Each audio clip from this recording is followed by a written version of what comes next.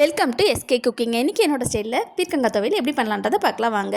அதுக்கு ஒரு பேனில் 2 டேபிள் ஸ்பூன் எண்ணெய் வச்சுருக்கேன். இதில் 2 டேபிள் ஸ்பூன் உளுந்த பருப்பும் 2 டேபிள் ஸ்பூன் கடலப்பருப்பும் ஆட் பண்ணியிருக்கேங்க. இதில் நல்லா ப்ரௌன் கலரில் பொரியட்டோங்க. தக்காளி உங்களுக்கு தேவைன்னா நீங்கள் ஆட் பண்ணிக்கலாம். நான் தக்காளி ஒரு தக்காளி கட் பண்ணி 4 போட்டிருக்கேங்க.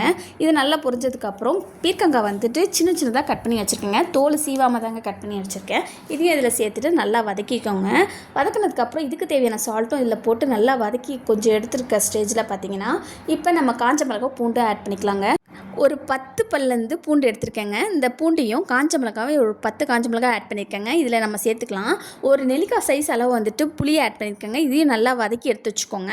வதக்கி ஆற விட்டு அரைச்சி தனியாக எடுத்து வச்சுக்கோங்க. இதுக்கு தாளிப்பு எடுத்துக்கலாங்க. ஒரு 2 டேபிள் ஸ்பூன் நல்லெண்ணெய் விட்டுருக்கேங்க. இதில் கடுகு உளுந்த பருப்பும் தோல் உளுந்த பருப்பு தான் சேர்த்துருக்கேன். இதில் பொரிஞ்சதுக்கப்புறம் பெருங்காயத்தூள் கொஞ்சம் ஆட் பண்ணி அந்த துவையில் போட்டு கிளறி சாப்பாடோட கொஞ்சம் பிசைஞ்சு சாப்பிட்டு பார்த்தீங்கன்னா சும்மா அல்டிமேட்டாக இருக்குங்க. இது என்னோட ஸ்டைலில் பீர்க்கங்காய் துவையல் சூப்பராக ரெடி ஆயிடுச்சுங்க. இந்த வீடியோ பிடிச்சிங்கன்னா லைக் பண்ணுங்கள், ஷேர் பண்ணுங்கள், கமெண்ட் பண்ணுங்கள், சப்ஸ்கிரைப் பண்ணுங்கள், கூடவே பெல் பட்டனை கிளிக் பண்ணுங்கள். பாய்.